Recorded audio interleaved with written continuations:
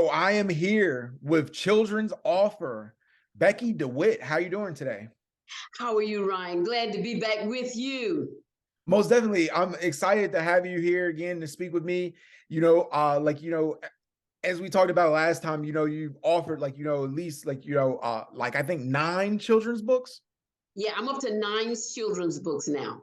The ninth one just came out, and it's called Coding My Future. And how I got that is, I was at school at the Film and Television's Essential Program at NYU, and a part of the project was I had to do a little mini film. So I found an actor, a little guy. He was wanting to code. He was telling me all about it. So that's how I got the film. I had to write the script, and so I did from script to film, and now I got a book. Isn't that something? Man, that sounds so amazing. And you hear so much about STEMs and basically Black Americans, there's a need for them to be involved in that field, science, technology, engineering, and math. Yes. And this is the funny thing about this, because of his desire. We were talking about it when we were making the film and I was writing the script. I had to do homework. Okay. I had to go out and find, the different languages. Like when I went to school, it was Fortran, Basic, and stuff like that. Now they got this thing called Python. They got all these other programming languages. Then I had to find out. I looked up something called Black Boys Code. They got different groups set up in different parts of America, Atlanta, and I think Chicago and LA. Then I looked up Black Girls Code. I'm like, oh my goodness, this is a whole thing that's going on out there. And I think that our children need to be in it. I think one of the things that between what happened with the film and going to school and my son, because I wrote that book on him, Naveed, the rocket engineer, he was big on STEM back then, but I guess it had laid dormant and now it's the time for it to come back. You don't know how many kids that have the genius code already in them. Yeah, that's so amazing. I think what you're doing is so inspirational. As far as the film, how much work do you have to do logistically? Oh, to make that, my little film was 13 minutes. Okay. I had to give the venues, I had to write the script, work with my actors. I had him and his mom, and basically the same story transpired and just transformed into the book.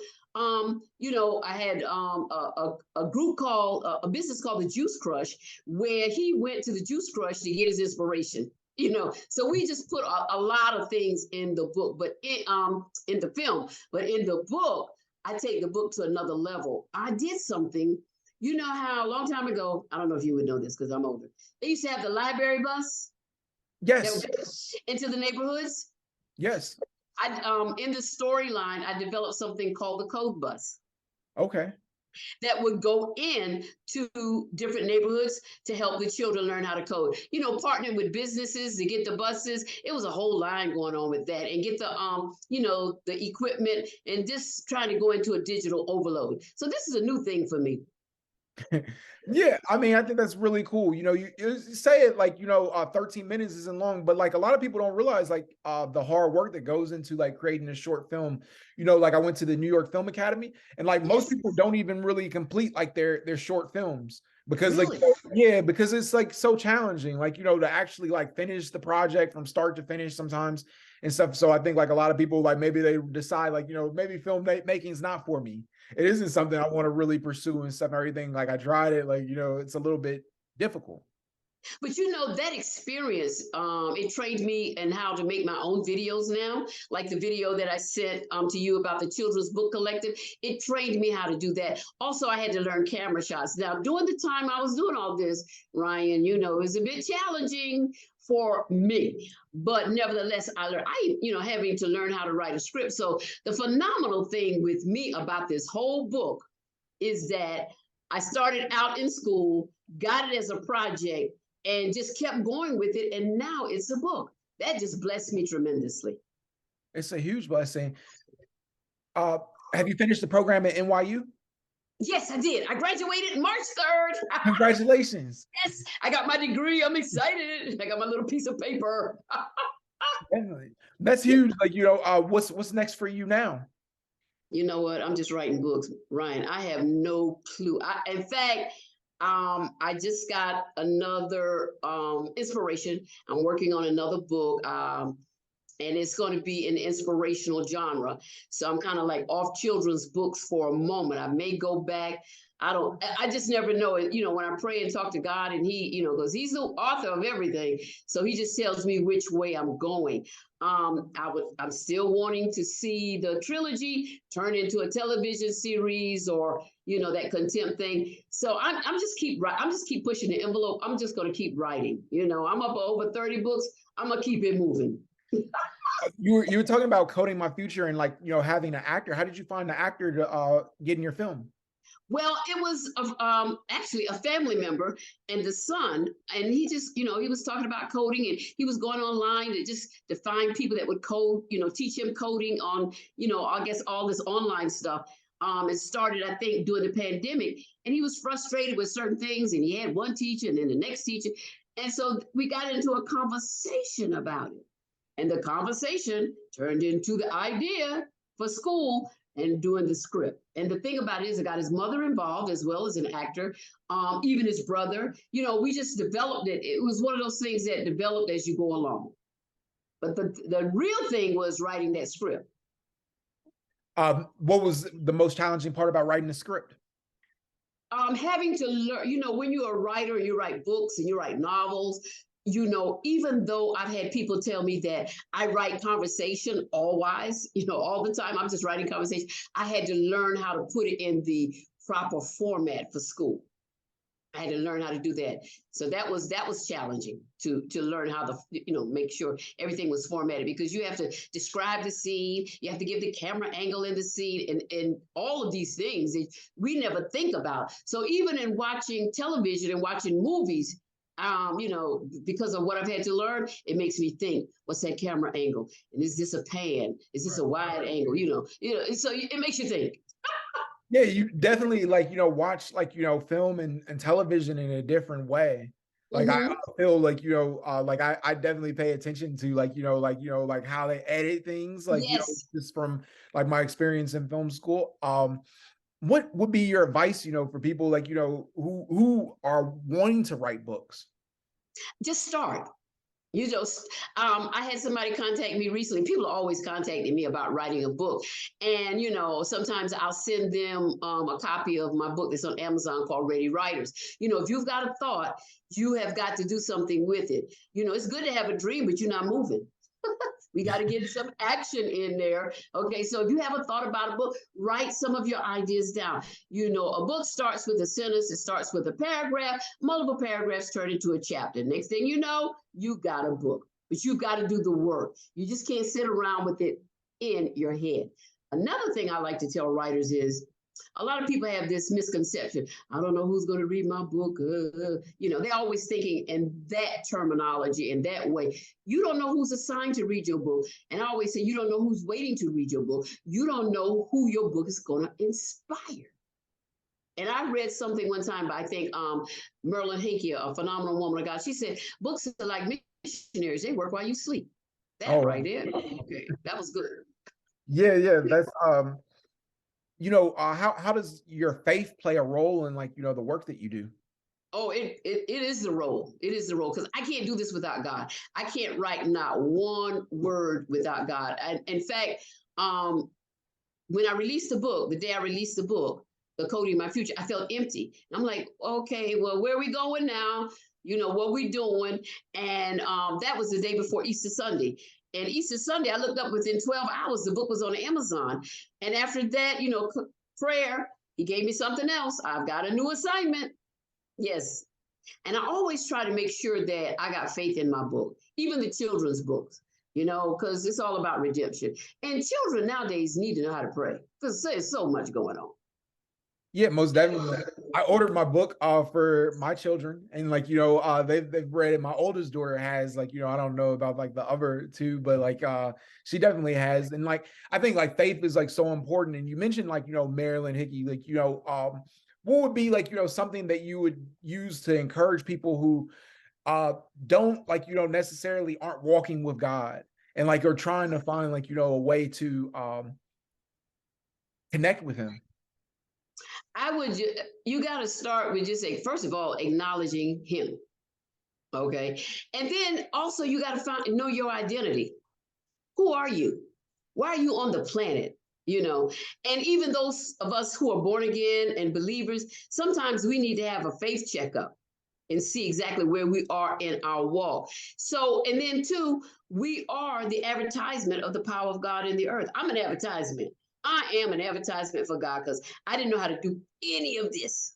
Right. You know, because you can people who are not born again, they can look at me and say, "How she did that?" I got, you know what my answer is? I got a 3-letter word for you. God, I didn't know how to do any of this. And so that in itself is a testimony. But you know what? I wanted to ask you, what book did you get for the kids? The Um, Destiny's Closet? I like the ones you suggested. Like I hold on, let me see. I The think it's the Destiny's Closet series. yes, I did get Destiny's Closet. I got 3 of them. Oh my So, yeah, gosh. I Thank got you. yeah, I ordered 3 of them, like, right after the interview and stuff, everything. Thank you. Yeah, and she like my oldest daughter has read them, and like, we've talked about it on the phone, and like, she's really enjoyed them. So Oh, very good. She might need to interview me. yeah, she might, like, what I mean, you never know who you inspire, and stuff like Yes. that. Yeah. She might tell me something now. You know, the difference between the Destiny's Closet series is 6 books. That's Okay. a lot of books. And it was written over a decade. So now the Coding My Future book, I did I think a fast forward. I started like in middle school and high school and took them all the way till they went to college. They graduated from college, and then I had them start their own company. Wow. I did a fast forward in one book. So, I don't know what's going to come out of that. I don't know if there's going to be a sequel. I never know if there's going to be a sequel. I'm feeling like Selah, that's the one I wrote about, the little girl learning the verses. I could have had something done for Easter, but I was so busy with the coding. And I don't know. I never know what's going to happen. I never know where I'm going to be writing. Do some of these stories, they seem like they would make excellent films. Like, are you thinking like, that could be a possibility in the future? Yes, I'm hoping someone finds me. I'm praying for my destiny helpers. All of my children's books, my desire is that they turn into cartoons. Okay. I want all of my children's books to turn into cartoons. I had a guy send me some information, about animation and learning how to do certain things myself. And I went and I looked at it, Ryan, and I was like, this is about my pay grade. And this was last year. Ryan, I said, I'm still in school trying to do these videos. Okay, this film. And I'm trying to do videos. This right here is another level. I'm not ready for it. Maybe in 2023. So I'll think about it. But I'm just looking for Destiny helpers to come and make the children's cartoons for me. Do you feel like there's more opportunities like nowadays for faith-based projects? Like, I think of like, people like, Kevin Sorbo, or, like, the Kirk Cameron, or like, even like, Tyler Perry. Yes, I think that the timing is right. There's a lot of things that are going on in America, political and social issues that we have. But I think when they had that breakout, that recent breakout, when the glory of God had moved, I think it was in Kentucky, I Right. think it was, with that school, that right there, to me, set the stage for a whole lot to be going on in America as far as faith-based issues are concerned, films and things of that nature. Because with that, my revelation was, okay, they just started singing songs and they just started worshiping God. And one day turned into, I don't know how long, almost a month. It broke out in different campuses and the fire. So, there's a lot to be said for the timing. God is doing something, and we just have to be ready for it. Most definitely. Last time we spoke, you were talking about like, that you wanted to do a follow-up, I think, to Contempt. Yeah, people have asked me. I've done those 3 books, and he hasn't led me to go back. Because they said it's not the end. It's not the end. I'm like, I said that the last book was the final chapter, but sometimes the final chapter is not the final chapter. I have another project along that vein, and I've written 5 chapters in it, and it was over a year ago, and I think it was the ending of 2021, and he won't let me go back. He won't let me go back to it. He's like, nah, I guess it's not the time to do that. So that's why we had to plug the children's books. That's why I have to do what I'm led to do, because when you're writing for him, and I seek and continue to be a spiritual scribe, I just have to listen to his leading. Because all of this is done by him, not Becky. Most definitely. Like, Becky, what's next for you in your career? Which career? You know, I'm retired. As a children's author, filmmaker. We just go see what God says. My son put a post on Facebook the other day. My mom's supposed to be retired. So just whatever opportunity that he opens, whatever doors he opens, I'm just open to whatever God has for me. But I'm supposed to be retired. You do a lot for a retired person and stuff. Becky DeWitt.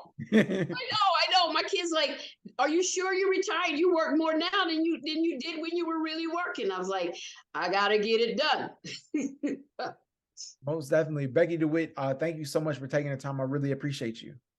Thank you, Ryan. I appreciate you having me, and thank you for the children buying the books, and you buying them for them. And I hope that they may call me and inspire me to write something. You never can tell. Yeah, like I was really excited. One of them, I did get the Selah verses and stuff. I wanted, I think it's really important, like, to be able to teach your kids and stuff to have like books that are about God. And that's one of the things I love about you, the work that you're doing. And I appreciate you. And I know that it is inspiring. Like, at least my oldest daughter, we're going to try to get the other two on board, but yes. Listen, you're inspiring me right now. You never know. I could take Selah and go to the next level about the father being interested in her learning the verses. You keep talking. I don't have a pen in front of me, but my mind is working. Hey, I'll be in the film. I got some roles and stuff and everything. So like under my belt, like, cast me. Hey, no problem. You can be the casting director. Most definitely. Thank you, Ryan. I appreciate you. Thank you. I appreciate you. Have a great day. You too.